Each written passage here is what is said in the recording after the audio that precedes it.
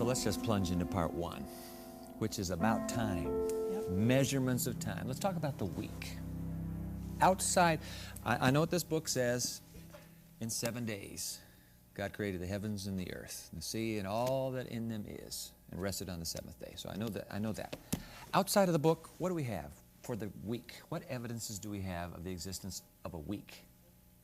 Well, the earliest evidence historically that we have comes out of the Sumerian civilization, All right. which disappeared 2,000 years before Christ. Okay. Right? So they had a 7-day week, and historians say that their 7-day week really was based upon the fact that they could look up in the sky at night. Well, not just at night. They could look up in the sky and see 7 different moving objects. And that's how they got the 7 days? And that's how they got the 7 days. Because they would include the sun and the moon, and then the 5 visible planets. Gotcha. You know, they could see Saturn, Jupiter, Mars, Mercury, and Venus. So there were their 7. When they disappeared, the Sumerians, that is, not the stars, but when they disappeared. Hallelujah. Yeah, right. Then that was the era then of what we would call the classical Babylonian Empire. All right. And they got their 7-day week from the Sumerians. They sort of inherited that. Right? So we have that early evidence. Now, of course, that does take us back. If we go back to Sumerians, that takes us back into the time, really, of the flood and post-flood. Okay. So that's pretty early evidence of the week. Now, do you have societies that are actually embracing a different length week? Well, among those societies that tried to manage their life based upon the phases of the moon, and this was the typical thing. So their weeks were kind of haphazard. All right, really is not outside of the scriptural record that we have this unending 7-day cycle that's totally separate from the phases of the moon. But other societies had other lengths of time. For example, the Romans had a market week, which was 8 days long. I don't know if you really call it a week, but it was a market cycle. All right. A repeating cycle, 8 after 8 after 8 after 8. Exactly. Okay. But it all had to do with markets. All right. That really didn't have to do with anything in the sky. Because the Egyptians experimented for a while. Well, maybe not experimented. Were they on a 10-day week? Well, the Egyptians differed a little bit from those who had gone before them because the Egyptians had an astronomical year. They followed the sun rather than the moon. All right, so they're not lunar-based at all. So they are not lunar-based at all. All right, and they are not planet-based the way that, for example, the Babylonians of Daniel's time, the Chaldeans were. Okay. All right? So the Egyptians had a 10-day week, if you can call it a week. But what they would do, if you take 10 months. Wait a minute. Can you imagine having to work 9 days before you get a day off? Yeah, you get a day off. Don't introduce this concept to society today, please. Well, you know, the reason you can't call it a week, by the way, is because the term week in the Bible was the same term as 7. Exactly. You know, it meant 7, so. So it would not technically be a week at all. It was actually more like a decade. Okay. See, what they had was this. They had a year of 12 months of 30 days each. Okay, all right. 360-day year. Yeah, and then each of those months was divided up into 3 parts, 3 10-day parts. All right. But then they'd come to the end of that cycle. Just think about it. 12 times 30. That's 5 days short of a typical year. That's only that we're 360 used to. days. Of a solar year, right? Yes, of a solar year. So they would then add those extra days that were not part of their calendar as basically like as holidays or feast days. So even though they had a 10-day, quotes, week, they still didn't have a continuous cycle. So the Jews, and by the way, there are no Jews in Genesis 1. The story of creation is not a story of the birth of the Jewish people. They're the children of Abraham, correct? Right. Yeah. Because I make that point because some people say, well, the Sabbath and the weekly cycle, that's a kind of a Jewish thing. No, it's a according to this document, it's a human thing. That's right. Right. But the children of Abraham and on into the time of Christ, the Jews had a 7-day week. Never deviated. Yeah. That was actually a God thing. Yes, it was. I mean, you're right. It's a good point, Jim. Right.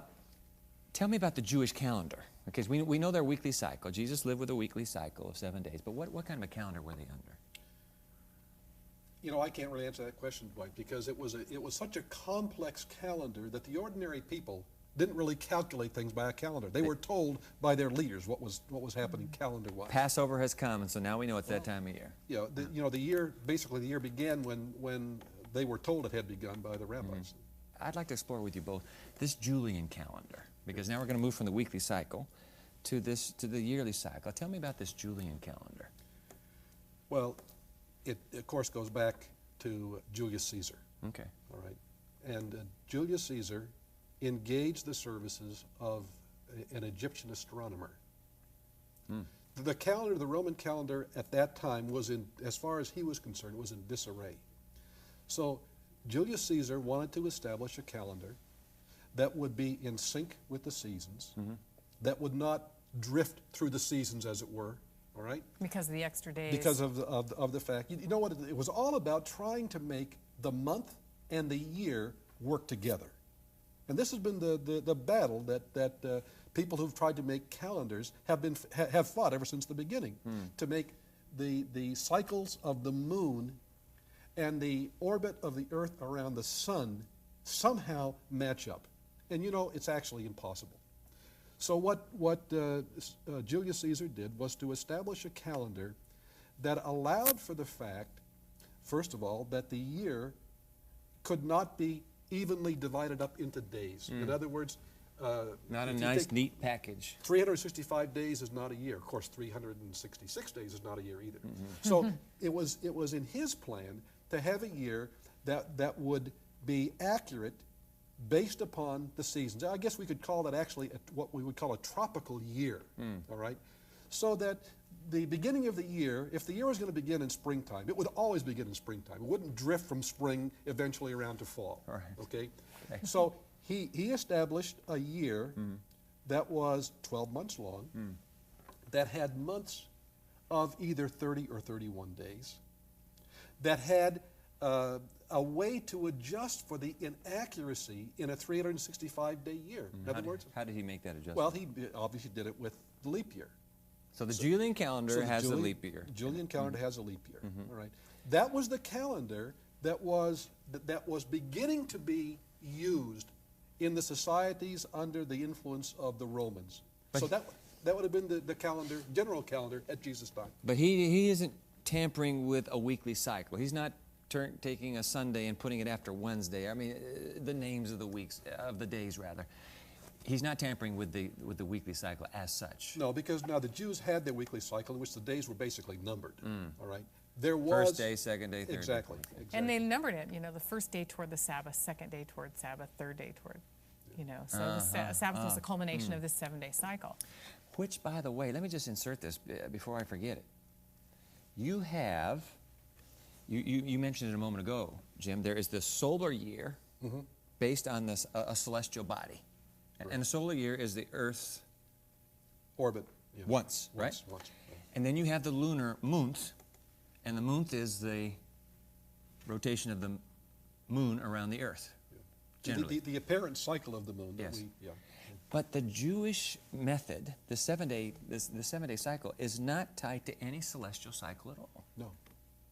It's just 7 days, which says something, perhaps, does it?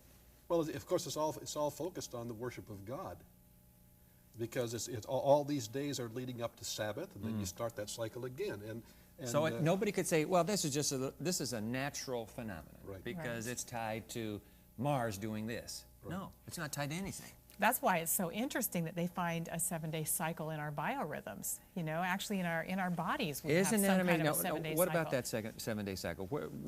Where in our biorhythms do we see that?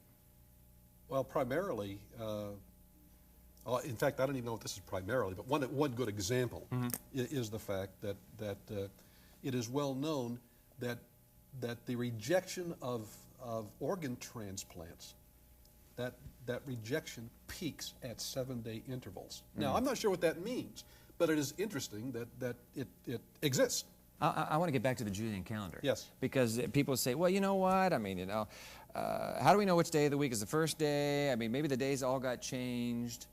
But when the Gregorian calendar comes, does it tamper with the 7-day cycle?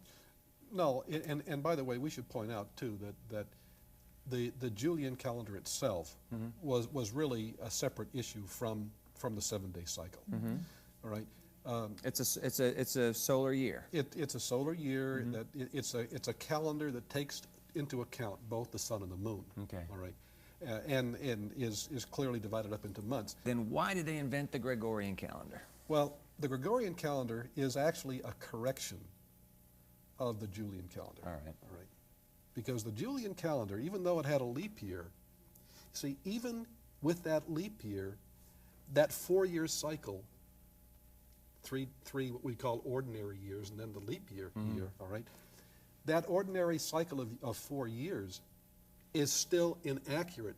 And by the way, that was before they invented the Rolex watch. Yes. Isn't that right? And so there's nobody looking at his watch and saying, you know, we're 11 minutes off. That's right. But they calculated it. It actually comes out to be 3 days every 400 years. 3 days every 400. Doesn't sound like much, does it? Isn't that something? But so that's what the Gregorian calendar adjusts. Well, here's the background of that story.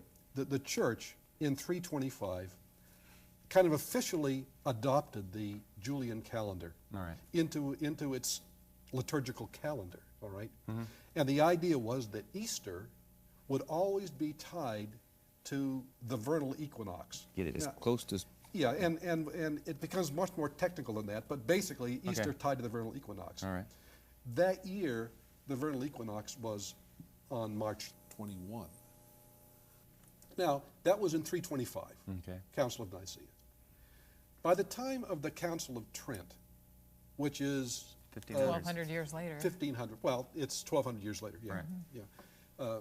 There had been now an accumulation of those additional days over that period. So actually 10, I forget if it was 10 or 11, 10. additional days had skewed the calendar away from that vernal, had skewed the Easter date, I should say, away from that vernal equinox. So the Gregorian calendar, which Pope Gregory did in response to the request, really, of the Council of Trent, was to, first of all, erase those extra days, all right, and bring Easter back to conformity. Exactly. But But no change of the weekly cycle. oh no, there was no change of the weekly cycle. No change of the days. So like it went from the 10th to the 20th, it was right the very next day, but it was still Wednesday, Thursday. The numbers changed, but the weekly cycle. Right. And I bring that up because, you know, there are people who say, but the calendar's been changed. We can't know now. I mean, I know what the Bible says. I understand about Jesus and the Jews, but time has changed. Calendars have changed. But what you're suggesting, and how Holbrook will work this very well with part 1, is that, in fact, there's been no change in the cycle. Post-Gregorian calendar, which, by the way, are we on the Gregorian calendar? So we still are indebted to that. Well, unless you're a computer programmer that's calculating with dates, but yes, because they still do use the Julian calendar for some things. Do they really? Sure. But the weekly cycle went on being adjusted by different societies. Tell me about some experiments with modern time moving away from the 7-day cycle. A French Revolutionary calendar was the big deal. This was an anti-religion, anti-church thing. Gotcha. Right? So they really adopted the type of cycle that the Egyptians had used. 10-day cycle. 10-day cycle, which they actually called decades. And then because of the way they structured their year, like the Egyptian year had been structured with 12, 30-day months, they came up at the end of the year. They ran out of calendar before they ran out of year. So then they have these extra days, all right, which we would call intercalary days. They don't appear anywhere they don't appear in the weekly cycle. They don't appear in the monthly cycles, all right? They're just extra days. They're free days. So they became feast days or holidays, you see? But you've got to put them somewhere. You got to put them somewhere. You know, I mean. So that was the French calendar, the French Revolutionary calendar, but it was stated as it was described by those who propounded it. Overt attempt. As an attempt to simply get the French population away from its deep roots in the, of course, at that time in the Catholic faith and the repetition of this calendar of this liturgical calendar. Real quickly now, the Russians as well.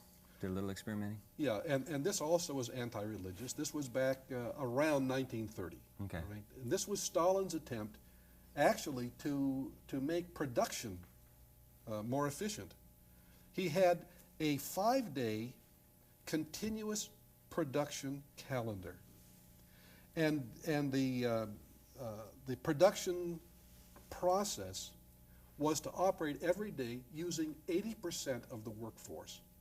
People were divided up into 5 groups, identified by 5 different colors.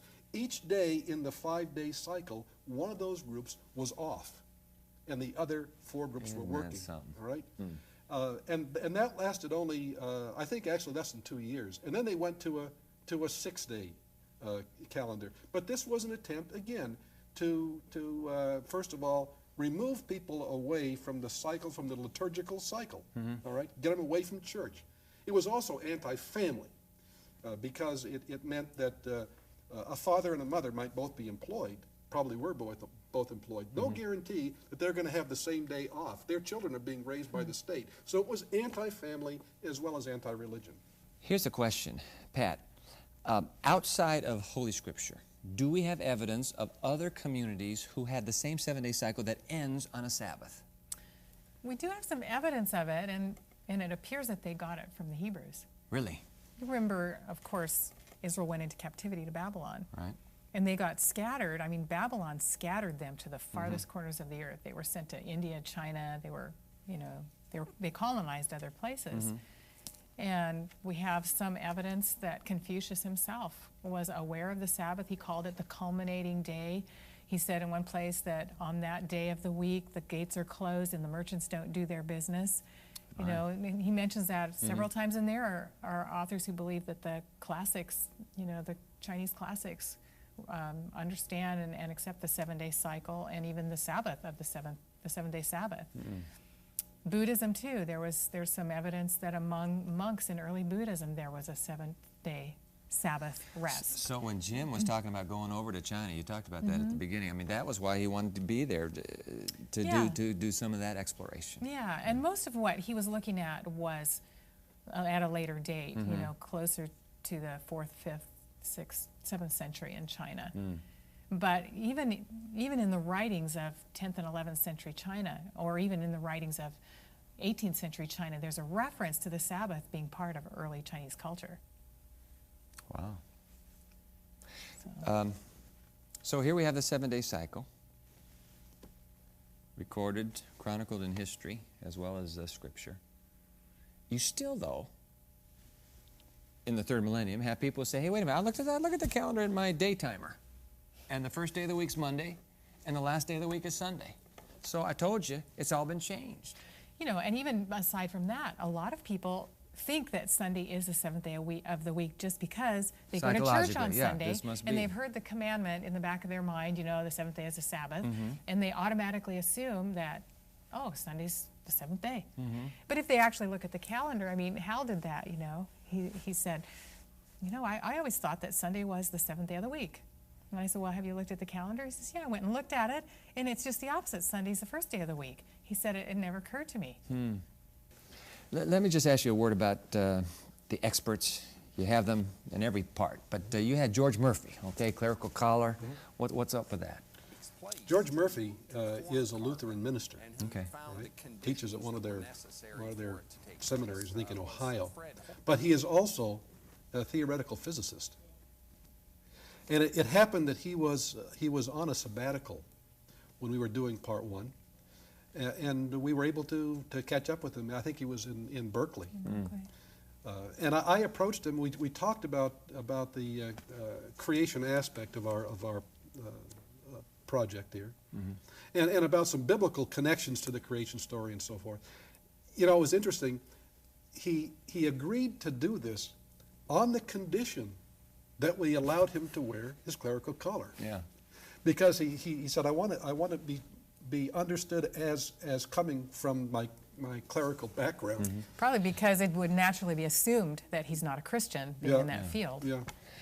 And a rather unique kind of a combination, a scientist and a clergy person wrapped up in one individual. Right. And a delightful person, brilliant mind, weighs in on the subject, So you had George Murphy and Eskenazi. Now, what's the story on her? Well, she's a professor at Hebrew Union College in L.A. Okay. And I just loved her very personal view of the Sabbath. You know, she looks at it theologically, but she also looks at it so personally. Let me put a wrap on part one with this question. You get into creation and evolution with Hal Holbrook in part one. What's the big deal about that? Why'd you jump into that in part one? Well, where does the Sabbath come from? You know, where's the very first Sabbath? Story of the creation. end of creation week. Right. You know, God worked 6 days creating, the seventh day he kept holy. So we have the very first Sabbath as a memorial of that creation week. So it's important to us to lay the foundation for Sabbath in creation week. You know, and to point out that creation itself, you know, is symbolized by the Sabbath. God spoke the world into existence, and he also is capable of speaking a new heart into me. You know, his mighty creative work. Because this is probably one of the most hotly contested areas of Christian interface with secular society. I mean, come on. Kansas School Board. Sure. The whole world knows about the Kansas School Board who votes ID, intelligent design, into their curriculum. So this is a hot issue. We can't avoid it. As you just point out, Pat, it's a part of the creation. It's a part of the creation story. Dwight, if there had never been an evolutionist, if the Sabbath had been observed generally by the human race, we never would have had. There never would have been an evolutionist. You're right. Because the Sabbath would be the constant There wouldn't have, reminder. Darwinism wouldn't have existed. That's right. Communism wouldn't have existed. Sure. Because what is communism? Political atheism. Sure. Yeah. Fascinating, fascinating journey into Sabbath truth. And when we get to part two, I want to plunge into this continuity that moves beyond the covers of this book. We'll get to part two in just a moment.